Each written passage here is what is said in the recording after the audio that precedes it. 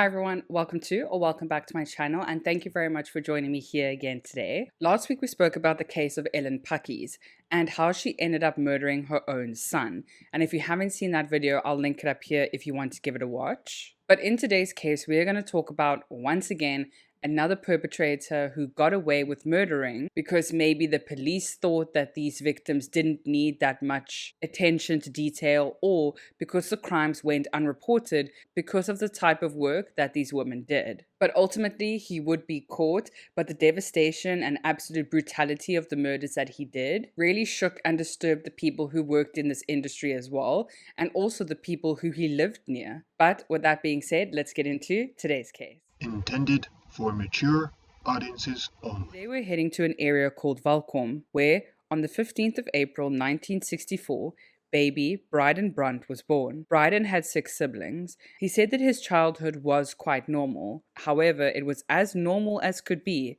to a certain extent. Brydon had a big family and money was tight. But also, with Brydon's mom, Brydon would describe her as quite a loving woman, but quite unstable. Now that Brydon is older, he believes that his mother suffered from depression, and she was an incredibly quiet woman. His dad, on the other hand, seemed to be a big personality in the house, and not in the best way. Brydon's father would smack everyone around and apparently also would encourage the children to fight with each other and to practice fighting each other. And if there was a fight at school, he would teach his children to be the ones who finished it and often started it. Brydon would describe his father as a very strict disciplinarian, and his dad would apparently not only smack them around, but he would also tie them to a chair, where he would then take a very thin, long stick and would smack the children's bare legs. Sometimes, when Brydon and his brothers would fight, they would also then get into physical altercations, as encouraged apparently by his dad. But then Brydon would more often than not come off second best. And this, Brydon said, would always have an impact on him. But his dad's form of discipline was allegedly very aggressive and very harsh. But what had the most impact on Brydon as a young boy was how allegedly strict and aggressive his father's discipline was. Sadly, Brydon would also say that his 2 older brothers would make the younger siblings commit sexual acts with each other, and if they didn't, they would be beaten by the 2 older siblings. So clearly there is a very strict household that Brydon lived in, but also allegedly very aggressive, and allegedly he knew about sex from a very young age. The family lived quite a reclusive lifestyle. The Brandt children did go to school. However, they would kind of keep to themselves. They wouldn't really have any outside friends. And once they went to school, they would come straight home and they wouldn't really socialize outside, as well as the parents. The parents would only socialize with each other. They didn't have any outside friends, allegedly. But also with the Brandt children, they believed what their parents said. They had very little to any outside influence. So what their parents said really went, and they really did believe them. So if their parents said one thing about how life was supposed to be, they believed it. However, because the Brandt children went to school, the teachers did notice certain things about the Brandt children. Firstly, they would notice that they would be a bit socially off with the other students. Then they noticed their grades slipping. Then they would notice some bruises, allegedly, and also the very antisocial behavior with their peers. So with all of this happening, the different Brandt teachers, they did then inform the Board of Education. Then the Board of Education then informed Child Welfare about the Brandt children. Then Child Welfare came to have a look at the children and their well-being and also their home environment. And eventually, most of the Brandt children were actually taken away from their parents, except the 2 older children, by the sounds of it, because they were almost 18 years old. But sadly, Brydon was taken away from his family firstly, and then taken to an industrial school. And back in the day, the industrial school was quite a school for naughty boys and also for children who were taken in this situation in a welfare sense. However, later on, like years I'm talking about, they would see the impact that these industrial schools actually had on the children. Because you are putting children coming from a welfare sense also with naughty boys, or also juveniles, so where they were too young to go to prison, but they had done some sort of crime. So you're putting juvenile detainees with welfare cases, and this was just a very bad mix, because a lot of these welfare cases, they were children taken away from homes that were very hectic. They were very probably abusive, neglectful, and then you're putting them away with kids who have now been in some sort of trouble or who have broken the law in some sense. And now for Brydon, these kids looked like him, they acted like him, they socialized like him, and this became very influential to him because now Brydon was basically with his peers in some sense or another. However, this happiness and sense of, oh, I'm with my peers, I'm with friends, lasted an incredibly short amount of time of any spate of happiness for Brydon. Because the boys would share dorms, they would share rooms with each other, they would share toilets, they lived in a dorm setting. And because they were older boys mixed with very young boys, now before we get into that, remember these are at least 17-year-olds because they were too young to go to actual prison because they were under 18. So at least 17-year-olds to 10-year-olds, because when Brydon was taken away from his parents, he was at least 10 to 11 years old at the time. So he was still quite the baby, now thrown into rooms with at least 17-year-old boys. So when he was thrown into this environment, sadly, Brydon would report that he was raped almost every single night by one of these boys, many of these boys, and it had an absolutely devastating effect on young Brydon. And it must be incredibly traumatic to be taken away from a home that was traumatizing you in one sense and another to now be put into an institution or a place where you're supposed to be safe, where you are now being victimized almost every single night. But eventually, by the age of 16 or grade 10, Brydon then left school and he then enrolled in the South African National Defence Force, and he now wanted to be part of the army. And in the army, Brydon would do exceptionally well. He actually worked more in the military police section. So Brydon had some sort of authority. He would go in and try and solve crimes that happened on the bases or in the different barracks. And he would really try hard to do his best here. And he really thrived. But strangely enough, in 1984, when Brydon was 20 years old, he then just left the South African National Defence Force, and he just left, and there were some reports that apparently he left in a dishonorable way, but other reports don't mention why he left. They just said that he ended up leaving. So we are unclear on that. But in March of 1984, Brydon was arrested for the first time and given 4 months suspended sentence. It was unclear what exactly he was arrested for, but it was his first actual recorded offense. And he was then let off with a slap on the wrist. Then, in October of 1984, Brydon was then arrested again and convicted this time for the theft of someone's jewelry. Brydon was then sentenced to be caned, and basically they would go into a room and he would be sentenced to so many lashings by this thin cane. And no, we don't do that anymore. If you are still wondering, corporal punishment no longer works, and it's been proven that corporal punishment doesn't work. But in Brydon's case, his clothes were kept on while he was being caned. But then in 1986, Brydon was arrested again for the theft of a bicycle, and he was also given a 3-month suspended sentence for this theft. And then in 1987, Brydon then moved to the Eastern Cape with one of his brothers. And yeah, I assume he did this because maybe he wanted a new start or he wanted a fresh perspective. But not long after he moved to the Eastern Cape, Brydon was in trouble again. And in 1987, a couple months after he got there, he was given a 50 Rand fine for hitting someone over the head with a brick. So clearly Brydon's offenses are getting a bit more violent, a bit more harsh, and also they're escalating slightly. But then in 1989, Brydon was then arrested for drink driving, but he was never sent to prison. He was just given a suspended sentence again.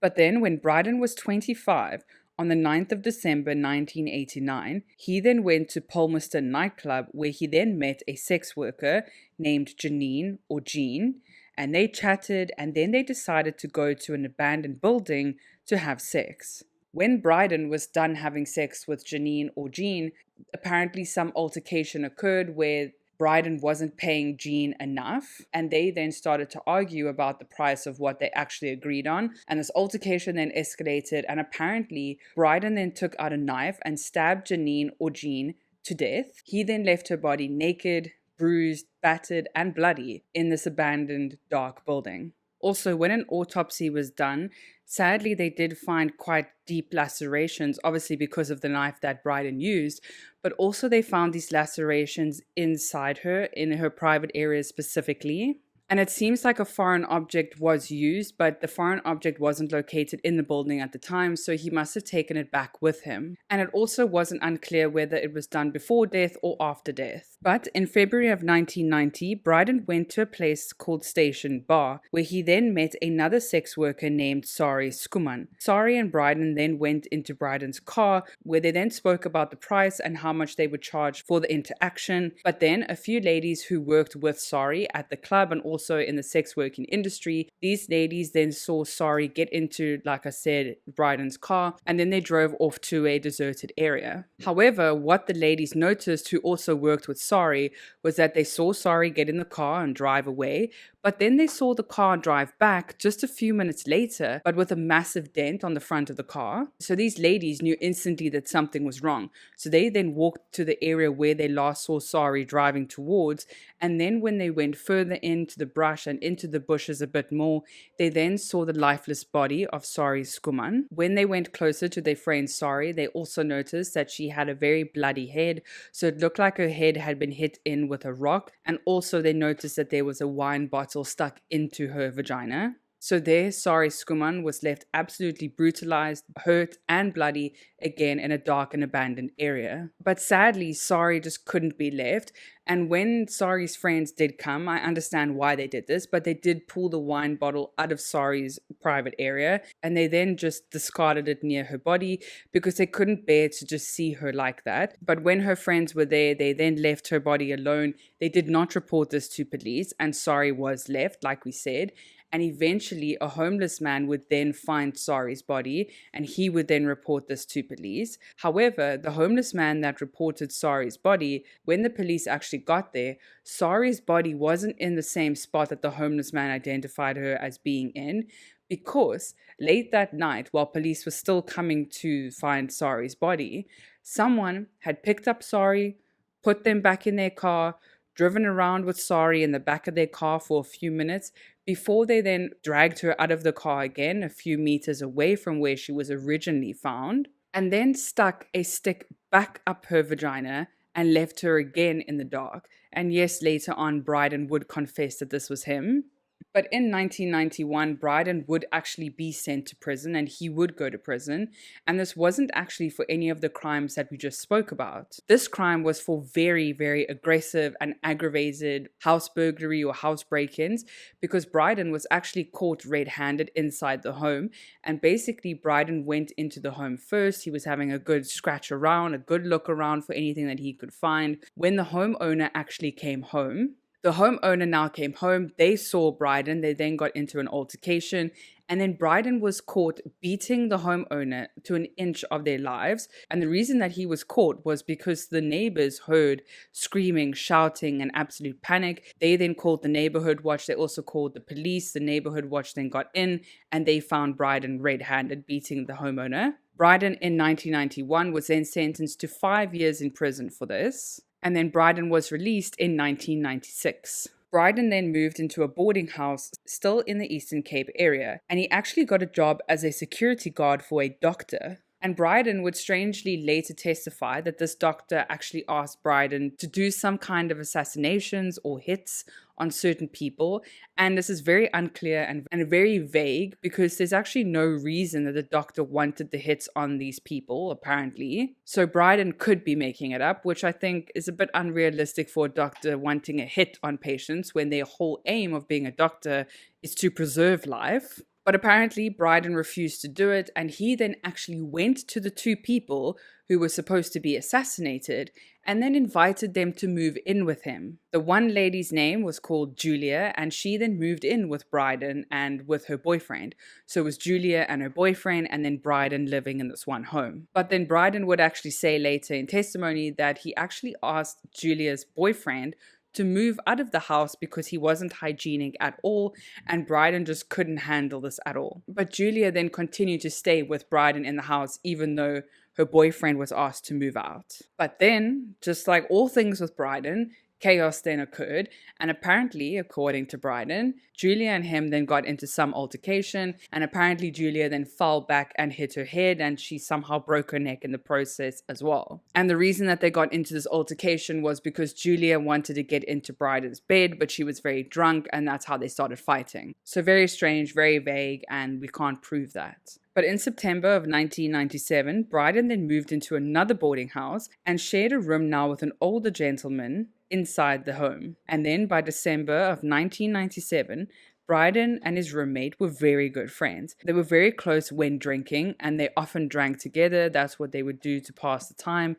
And they just spoke about life and how they got to be in the situation. But then one thing led to another, and these two men then got into an altercation. And apparently, according to Brydon, his roommate then became very aggressive and came at Brydon with a knife. But then Brydon somehow managed to put his arm around his roommate's neck, and he then started to strangle his roommate, and he ended up strangling him to death. And apparently this was all in self-defense. But if we think about it, if it was all in self-defense, why did Brydon then not stop? Why did he continue then to strangle his roommate to death? Maybe he was afraid for his life and he thought that if his roommate was going to get up, he was definitely going to be stabbed to death. So that could be a plausible reason.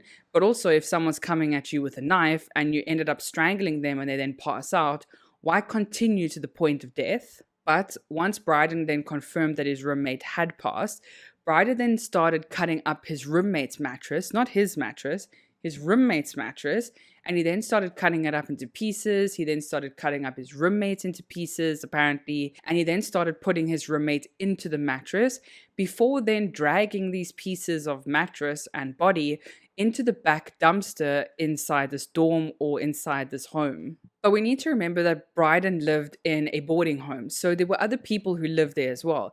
And also these other people who lived there heard the whole commotion going down. They heard the screaming, they heard the fighting, they then heard silence, they then heard things falling that were very heavy on the ground, and then they saw Brydon dragging something, throwing it into the dumpster.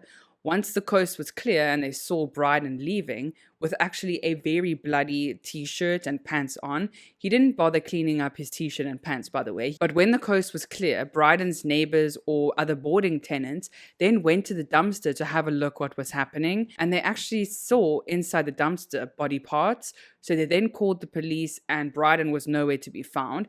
But when police came, they then had a look in the dumpster and they saw the pieces of body, the bloody mattress, and they then went on the lookout for Brydon. And while police were busy driving around the streets, they then saw a man with a completely bloody front half of their body, covered in blood, walking down the street. So then, on the 22nd of December 1997, Brydon made a full confession of all of his crimes. The police didn't ask for a full confession, as they were only arresting him for the murder of his roommate. But Brydon confessed to all of it and seemed very proud. Brydon was then charged with 4 life sentences and pleaded guilty to them all. And in the end, Brydon Brandt was found guilty and sentenced to 4 life sentences.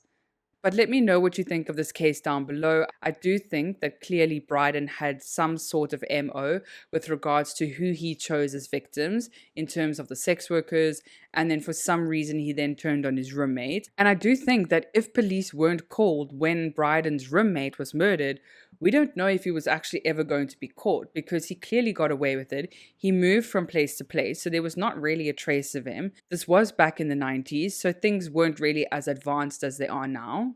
But I do think that sex workers are incredibly vulnerable. Apparently, they have a very bad relationship with police because either police don't take them seriously enough, and also vice versa. So when there's a lot of prejudice from police or outsiders about sex workers, it makes reporting a crime very difficult, and also may this play a role in actually trying to solve the crime in a timely manner. I'm not sure. I do know that police do their job the best they can with the resources they have. But we got to be honest that do prejudices really play a role in whose crime gets solved first? But also, crimes with sex workers are very difficult to solve because if you think about it, they don't know the people they're getting in the car with most of the time. So these are strangers. They don't know who's murdering them. So how do we expect police to even start and where to start? But let me know what you think of this case down below. And Merry Christmas to everyone who celebrates it. I do hope that you all have a very safe and festive season. And please be careful on the roads. Please be safe out there. And let's all make it back together in the new year. I will take a little bit off during this quiet period now just to spend time with family and friends. But I will see you fresh faced in the new year. But sending you all my best and all the love from my family to yours. But thank you for everything this year. You guys have been amazing. We have come so far together. So thank you very much. And I'll see you again in the new year. Bye.